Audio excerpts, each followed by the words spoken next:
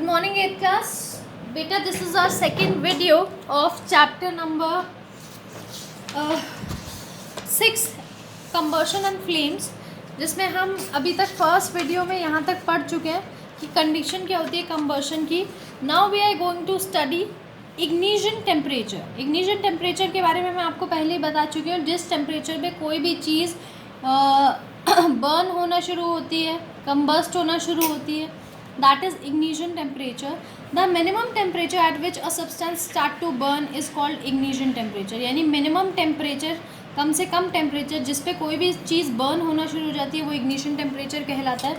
Different fuel have different ignition temperature. Her fuel का, हर एक चीज़ का अपना अलग ignition temperature होता है. Different fuel have some fuel have low ignition temperature and some have high. किसी का कम, किसी का ज़्यादा होता है. The fuel that have low ignition temperature are highly inflammable and burn quickly. जिसका लो होता है ignition temperature वो बहुत जल्दी आग लगने वाली चीज़ें होती हैं और बहुत जल्दी ही बर्न हो जाती है एक ही स्पार्क में.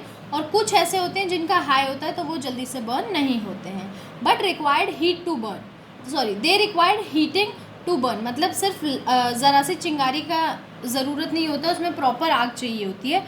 जैसे कैरोसिन ऑयल है, do not burn unless it is heated up to its ignition point. जल्दी से बर्न नहीं होगा जब तक उसको इग्निशन पॉइंट तक आप जला नहीं दोगे.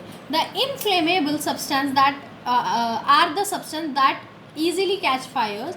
There are many example available for inflammable substances, that is paper, LPG, ethanol, petrol and much more. यानी फ्लेमेबल जो सब्सटेंसेस होते हैं वो बहुत ही जल्दी आग पकड़ लेते हैं. इनके एग्जांपल क्या है? एलपीजी हो गया, पेपर हो गया, इथेनॉल हो गया. ठीक है. There is an extreme care required while handling the inflammable substance. क्योंकि बहुत जल्दी आग पकड़ लेते हैं तो बहुत केयर से इन सामान को रखना पड़ता है ताकि इसमें आग ना लग जाए. Type of combustion. अब हम पढ़ेंगे कंबर्शन के टाइप. सबसे पहले है complete combustion. One of the type of combustion is complete combustion. Complete combustion occur in an unlimited supply of air, oxygen and particulars. जो complete combustion होता है कब होता है? जब unlimited supply होती है एयर की, ऑक्सीजन की और particulars की. Complete combustion is also known as clean combustion. यानी clean combustion भी कहा जाता है. Here are hydrocarbon will be burned out completely with the oxygen and leave only two byproducts, water and carbon dioxide.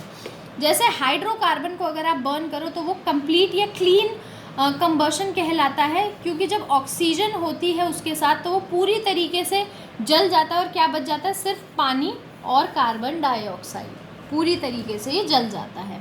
An example of this is when a candle burn. इसका एक और example है जब candle जलती है. Heat from the wick will vaporize the wax while react with the oxygen in the air.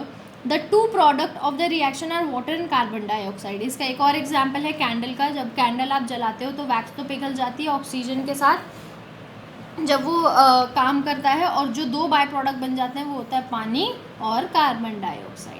In an ideal situation all the wax burn up and complete combustion take place. और एक ideal situation में यानी एक suitable situation में क्या होगा कि wax पूरी जल जाएगी और कंप्लीट कंबशन जो है टेक प्लेस करेगा. अब इनकम्प्लीट कंबशन पे आते हैं. इनकम्प्लीट कंबशन क्या होता है?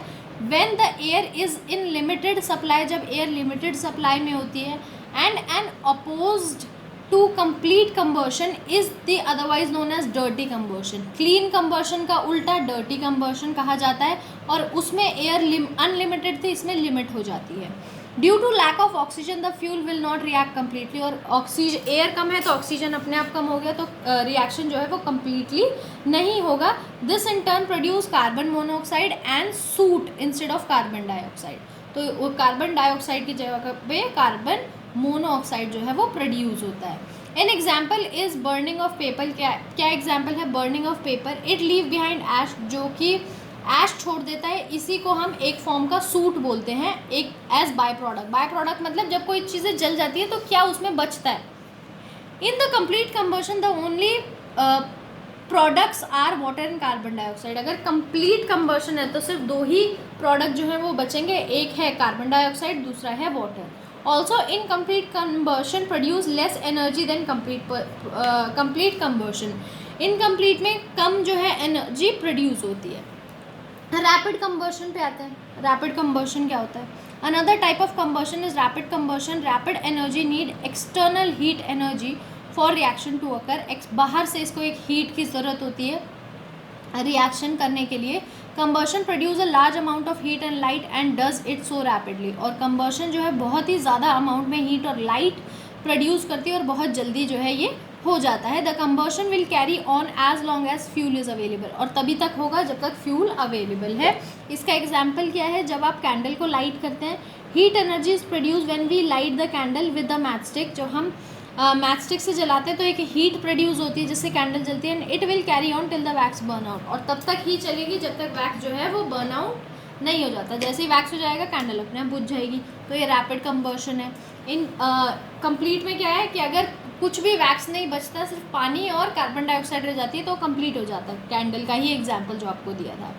Spontaneous combustion. अब स्पॉन्टेनियस कंबर्शन क्या होता है? As the name suggest the combustion occur spontaneously. और स्पॉन्टेनियसली मतलब बहुत जल्दी हो जाना, तभी की तभी हो जाना. तो ये रिएक्शन भी ऐसा ही अपने नाम की तरह. This means that it required no external energy. कोई बाहर की एनर्जी की ज़रूरत नहीं है. ऐसा नहीं है जब माचिस लगाओगे आप तभी जलेगा वो. ठीक है. It happens due to self heating. और अपने आप हीट होने की वजह से जल जाता है. कभी आपने मैग्नीफाइंग ग्लास के नीचे पेपर रखा है? ऐसे मतलब अपने आप जल जाना, अपने आप अंदर से इसके हीट निकलती है और जल जाता है. The substance with low ignition temperature, जिसका कम इग्निशन टेम्परेचर होता है, get heated and this heat will is unable to escape.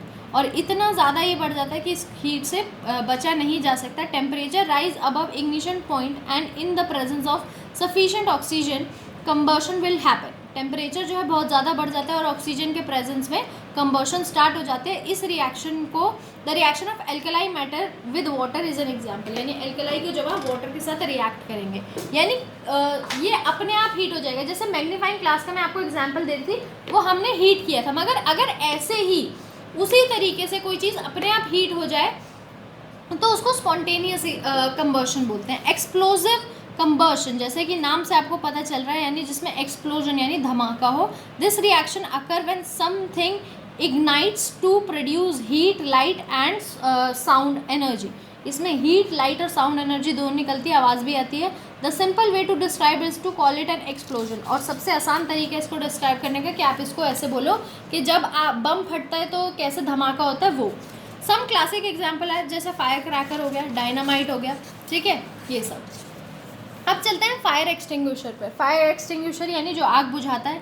A fire extinguisher is an active fire protection device use to extinguish or control small fire, often in emergency situation. It is not intended for use of an out of control fire. Fire extinguisher एक ऐसी चीज़ होती है जिसको छोटी मोटी fire बुझाने के लिए इस्तेमाल किया जा सकता है जो कंट्रोल में है या छोटी जगह में लगे. अगर आउट ऑफ कंट्रोल है तो ये काम नहीं करेगा.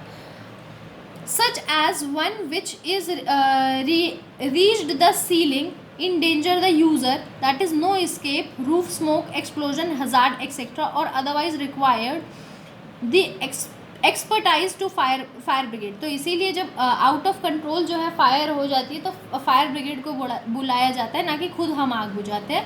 फायर एक्सटिंग्विशर छोटी मोटी आग के लिए होता है.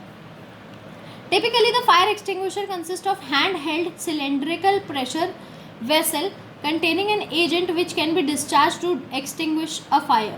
यानी उसके अंदर प्रेशर होता है, एक सिलेंडर बॉक्स होता है. आपने देखा होगा आपके स्कूल में कई सारे लगे हुए हैं. तो एक सिलेंडर होता है, उसमें एक एजेंट होता है जो क्या होता है, एक्सटिंग्विशर. एक ऐसी चीज़ रिएक्ट करता है जो आपको बुझा दे. समझ गए. Fire extinguisher manufactured with non cylindrical pressure vessel also exist but are less common. जो फायर एक्सटिंग्विशर है वो भी मैन्युफैक्चर होते हैं जो सिलेंड्रिकल प्रेशर वेसल में जो हैं वो नहीं होते, मगर वो बहुत कॉमन नहीं है, बहुत कभी कहीं कहीं यूज़ होते हैं. There are two main type of fire extinguisher, stored pressure and cartridge operated. दो तरीके के फायर एक्सटिंग्विशर होते हैं. एक स्टोर्ड प्रेशर होता है, कार्टेज ऑपरेटेड होता है. In stored pressure unit the expellant is stored in the small chamber as fire fighting agent itself. Depend on the agent, use different propellant are used. क्या होता है, जो स्टोर्ड प्रेशर है उसमें क्या है कि हम आग बुझाने की जो चीज़ होती है उसको एक चीज़ में स्टोर करके रखते हैं, और जैसे ही आग निकलती है, जैसे ये है, ऐसा आपके स्कूल में लगा होगा, ठीक है, तो यहाँ पर स्टोर करके रखा जाता है और जैसे ही आग लगती है हम उसको ओपन कर देते हैं और वो खुल जाता है। Stored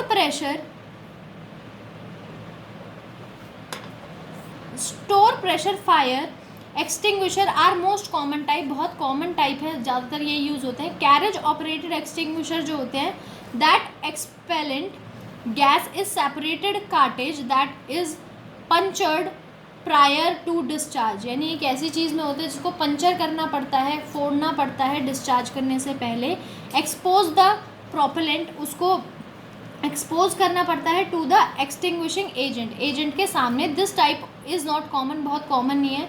usually primarily in area such as industrial facility where they required higher than average use, जहाँ जैसे इंडस्ट्रियल एरिया वगैरह होता है वहाँ पर पाए जाते हैं। They have the advantage of simple and prompt recharge, allowing an operator to discharge the extinguisher, recharge it and return to the fire in the reasonable amount of time, यानी इसको फोड़ा जाता है, रिलीज़ किया जाता है और फिर से इसको रिचार्ज करके, यानी वो कुछ टाइम के अंदर दोबारा से वापस आ जाता है।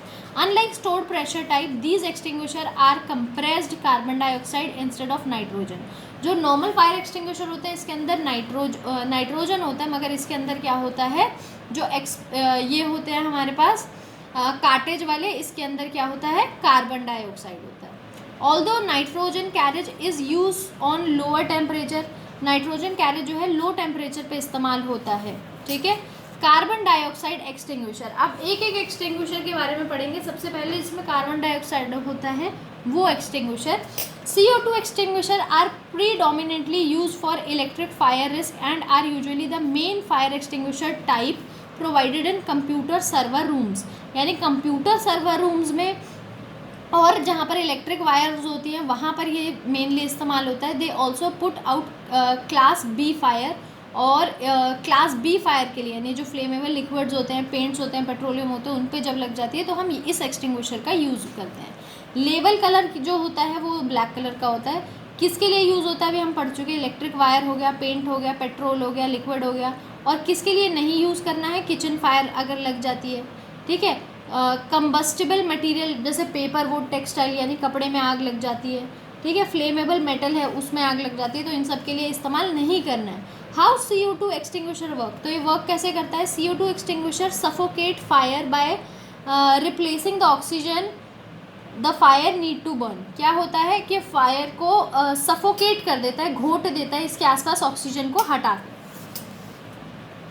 Type of premises business who में नीड CO2 एक्सटिंग्विशर, यानी CO2 एक्सटिंग्विशर कहाँ चाहिए होता है, ऑफिस में, किचन में, कंस्ट्रक्टिव साइड में या सर्वर रूम में, ठीक है। All work vehicle should carry small 2 kg CO2 extinguisher, और जितने भी गाड़ी होती है, जितने भी व्हीकल होते हैं उन सब में छोटा सा 2 kg का CO2 एक्सटिंग्विशर जो है वो लगा होता है। Please place near to the source of the fire risk और नियर द फायर एग्जिट, जहाँ, और ये कहाँ पर लगा होता है, ऑफिसेज वगैरह में जहाँ पर फायर एग्जिट होता है, या तो वहाँ पर, या फिर फायर लगने का जहाँ बहुत ज़्यादा रिस्क होता है वहाँ पर। ड्राई पाउडर एक्सटिंग्विशर, अब बेटा यहाँ से हम जो है अपनी नेक्स्ट वीडियो में कंटिन्यू करेंगे।